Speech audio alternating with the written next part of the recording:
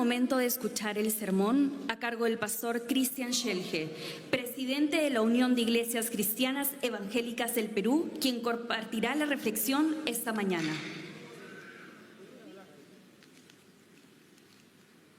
Señora Presidenta Constitucional de la República, Dina Ercilia Boluarte Segarra, altas autoridades que nos acompañan en esta mañana, pastores, líderes, amigos todos. Para nosotros es un privilegio el poder recibirlos en este momento para, como ya se ha dicho, dar gracias a Dios, orar por nuestras autoridades, pero también traer una meditación de la palabra de Dios. Como hemos oído, a veces no se puede agradar a todos. Algunas veces tenemos gente que apoya, colabora, y otras veces tenemos gente que se opone y se resiste. Podríamos decir que en estas fiestas patrias los peruanos tenemos sentimientos encontrados. Si bien es cierto, por un lugar nos reunimos para dar gracias a Dios por nuestro país, por nuestras autoridades, pero a la misma vez la realidad que vivimos nos deja un sinsabor. Ahora, en medio de todo esto, ¿qué podemos hacer? ¿Qué es lo que Dios tiene para decirnos a nosotros? Y para ello quisiera tomar una porción del Antiguo Testamento que está en el libro de Habacuc, el capítulo 1, versos 2 y 3. Y dice de la siguiente manera: ¿hasta cuándo, Señor, he de pedirte ayuda sin que tú me escuches? ¿Hasta cuándo he de quejarme de violencia sin que tú nos salves? ¿Por qué me haces presenciar calamidades? ¿Por qué debo contemplar el sufrimiento? Veo ante mis ojos destrucción y violencia. Surgen riñas y abundan las contiendas. Leer el libro de Habacuc es como hacer un pronóstico de nuestros días. Es como estar repitiendo parte de la historia y poder decir lo que está pasando en nuestras calles. En la época de Habacuc se vivía un clima de confusión, había un clima de caos, había un clima de violencia, de corrupción. Y Habacuc lleva su conversación delante de Dios a manera de queja. Es importante tener en cuenta esto, porque cuando una persona llega al punto de quejarse, quiere decir que hay una gota que derramó el vaso de agua. Y este es el sentido de la oración de Habacuc. Pero esta oración a la misma vez nos plantea tres preguntas que trataremos de responderla en los siguientes minutos. La primera pregunta que Habacuc se plantea es: ¿dónde está Dios? Dice: ¿hasta cuándo, Señor, he de pedirte ayuda sin que tú me escuches? Cuando vemos lo que sucede en nuestro mundo, cuando vemos las guerras actualmente que existen en otras latitudes, cuando vemos en otros continentes niños desnutridos que mueren de hambre, cuando vemos tanta violencia en el mundo, muchos peruanos quizás nos preguntamos: ¿existe realmente Dios? ¿Dónde está Dios en todo esto? ¿Por qué Dios permite que pasemos tanto sufrimiento? Si traemos esta pregunta a nuestro país, ¿existe Dios? ¿Hay un pueblo que está orando por nuestro país? ¿Hay un pueblo que ora por nuestras autoridades? Sin embargo, hay un clima que nos deja ese sinsabor. Quizás si lo llevamos a una forma personal en nuestra familia, diríamos: si Dios existe, ¿por qué madres abandonadas? ¿Por qué hijos maltratados? ¿Por qué esposos que simplemente se van de casa abandonando todo lo que es su responsabilidad? ¿Por qué? ¿Dónde está Dios? ¿Existe? Trataremos de responder esa pregunta más adelante. Pero la segunda pregunta que vemos es: ¿por qué vemos todo esto? ¿Por qué tenemos que ver? ¿Por qué me haces presenciar calamidades? ¿Por qué debo contemplar el sufrimiento? Y de hecho es lo que vemos el día a día. Hay sufrimiento, hay dolor, hay muchos peruanos que no tienen las mismas oportunidades que otros. hay muchas riñas, hay muchas contiendas. A veces los poderes del Estado están enfrentados unos con otros, a veces los peruanos estamos enfrentados unos con otros, a veces los políticos nos enfrentamos unos con otros, riñas, violencia, destrucción.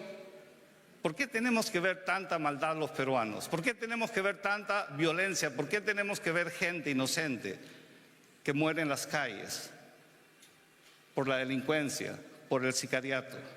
¿Por qué?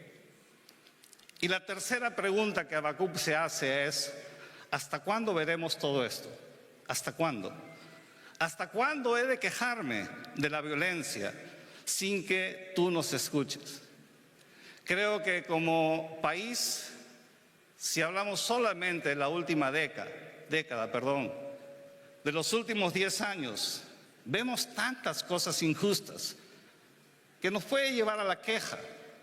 Ya no a una simple conversación. Vemos tanto sufrimiento en las calles, tanta maldad, tanta división. ¿Hasta cuándo, Señor, veremos todo esto? ¿Tendremos que seguir viéndolo más tiempo?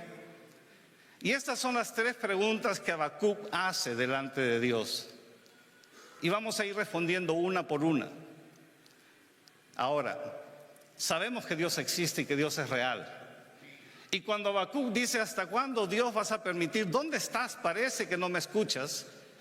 Dios no solamente oye nuestras oraciones y nuestras quejas, sino que Dios también las responde. Dios es un Dios que está presente. Dios no es ajeno a la realidad que nuestro país vive. Dios está en el día a día, en nuestro gobierno, en las diferentes entidades del Estado, en nuestras familias, en el día a día, en cada peruano. Por eso que la respuesta que Dios le da a Habacuc es la siguiente. Y el Señor me respondió, dice Habacuc, escribe la visión y haz que resalte claramente en las tablillas, para que pueda leerse de corrido. Pues la visión se realizará en el tiempo señalado. Marcha hacia su cumplimiento y no dejará de cumplirse. Aunque parezca tardar, espérala, porque sin falta vendrá. Ahora, quiero hacer un paréntesis en este momento para explicar que en la época de Habacuc las tablillas era un formato que se usaba para comunicar algo. Es como diríamos el Twitter de aquel tiempo. La tablilla era un formato pequeño que no soportaba mucho texto, que se clavaba en algún lugar público, que se ponía en un lugar público para que todo el que la lea la entienda. Ojo que vamos a responder la pregunta de Habacuc de hasta cuándo y por qué. Y la respuesta de Dios, ¿qué imagina usted que podría ser la respuesta de Dios para solucionar por lo menos los problemas de nuestro país? ¿Cuál sería? De repente recibiríamos un tomo con 10 capítulos, quizás recibiríamos un manual con capítulo económico, educación, salud, economía. ¿Qué sería la respuesta de Dios que nos ayude a salir de la situación en la que estamos viviendo? Pero Dios dice que sea simple, que sea clara, que todos la podamos entender, que todos podamos correr con ella. Y la respuesta que Dios da a Habacuc se encuentra en el libro de Habacuc, capítulo 2, verso 4, que dice de la siguiente manera: el insolente no tiene el alma recta, pero el justo por la fe vivirá.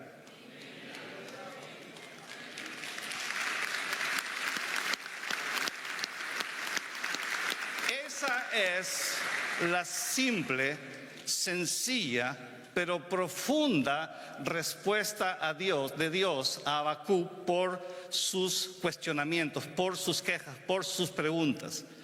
Y lo que tenemos que entender es que Dios está y Dios responde. Y Dios pone delante de nosotros como peruanos una salida, un camino para que podamos nosotros superar las crisis, para que nosotros podamos superar los problemas, superar las injusticias, superar las diferencias sociales, superar las brechas que podamos tener en los diferentes niveles de nuestra sociedad.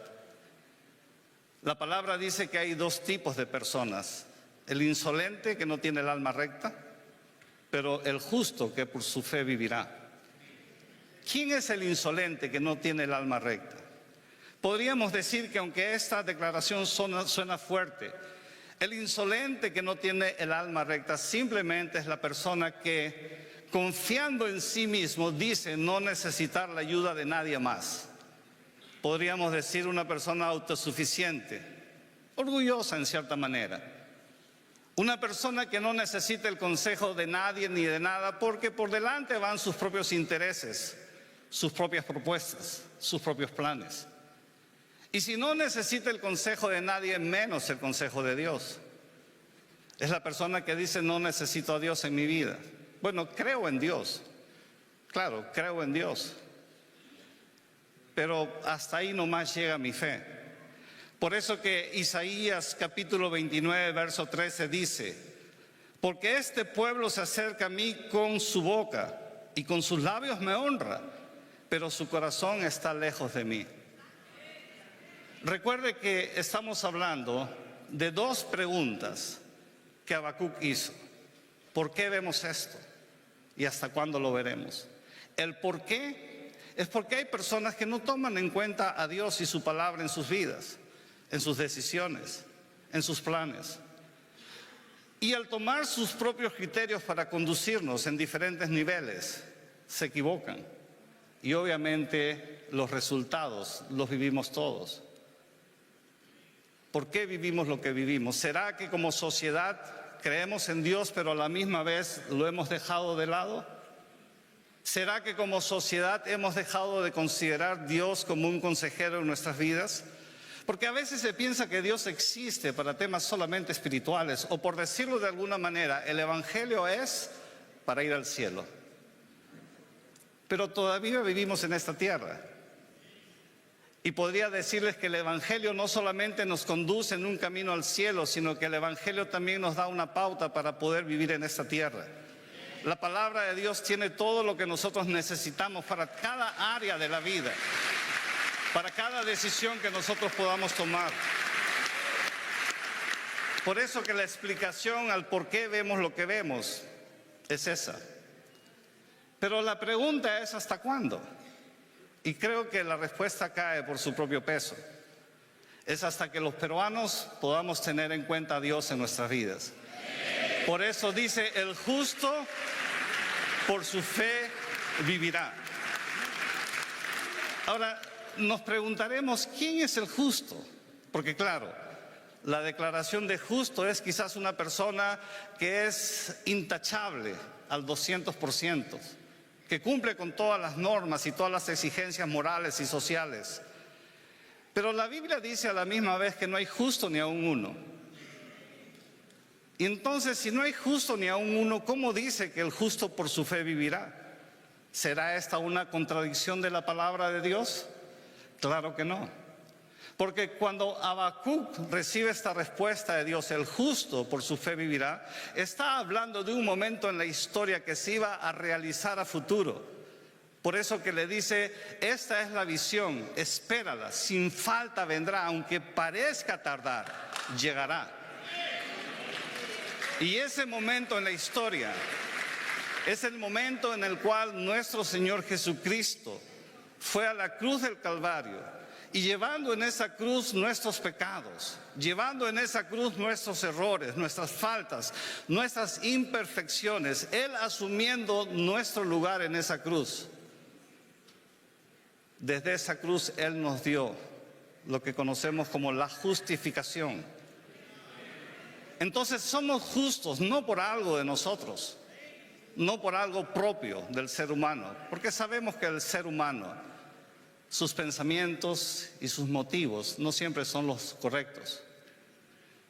Pero si le abrimos nuestro corazón al Señor Jesús y le recibimos y ponemos nuestra fe en Él, entonces somos justos delante de Dios. Y podemos decir que somos hechos justos delante del pueblo de Dios. Y como personas justas, dándole lugar a Dios en nuestro corazón, nuestras decisiones, nuestras acciones, por supuesto que cambiarán para beneficio de los que más lo necesitan. Por eso que nosotros decimos, mientras que las personas buscan mejores planes, Porque siempre estamos buscando planes. En el área que usted se desempeñe, se desenvuelva, siempre hay ¿qué plan puedo usar? ¿Qué estrategia puedo usar para liderar mi sector, para liderar la responsabilidad que yo tengo? ¿Qué estrategia? Dice, mientras que las personas buscan mejores planes, Dios está buscando mejores personas. Porque el plan de Dios siempre será a través de las personas. Porque Dios bendecirá a personas y una persona bendecida por Dios puede tomar un plan que no es el mejor plan que digamos, pero con el consejo de Dios puede llevarlo a que sea el mejor plan.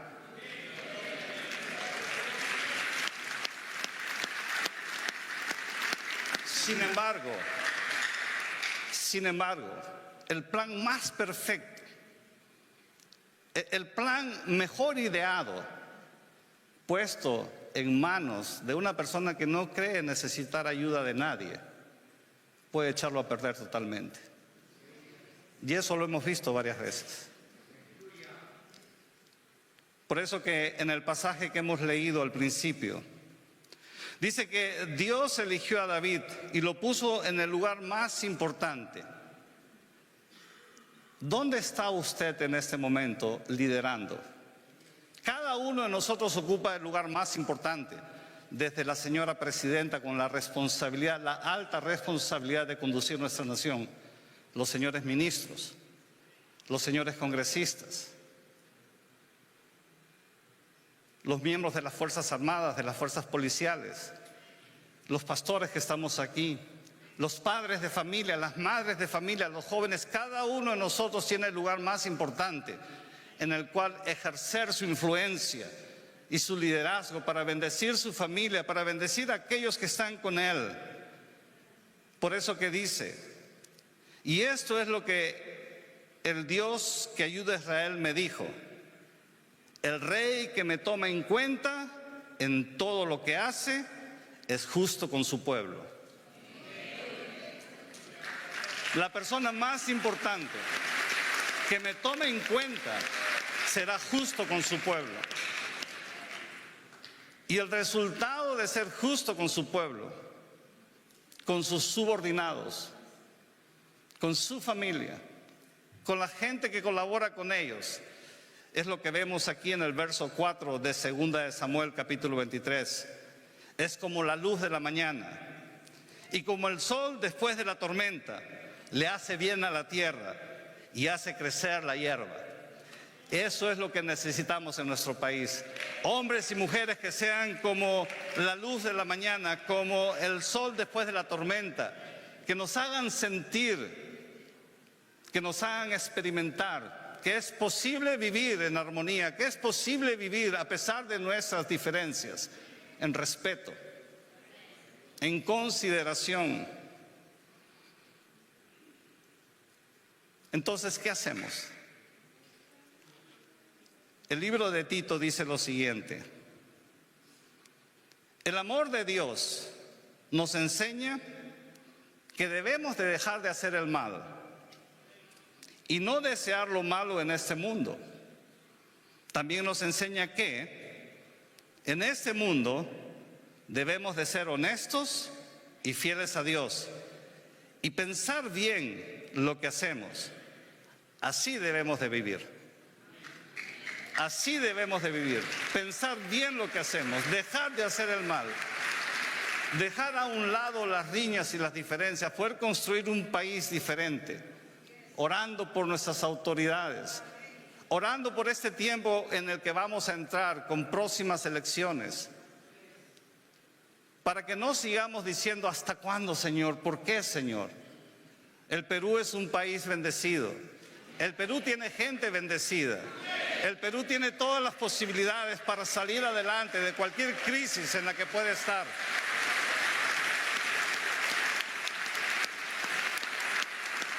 Por eso que hablar de justicia no solamente es hablar de libertad e igualdad. Hablar de justicia también es hablar de moral y ética, de principios y valores.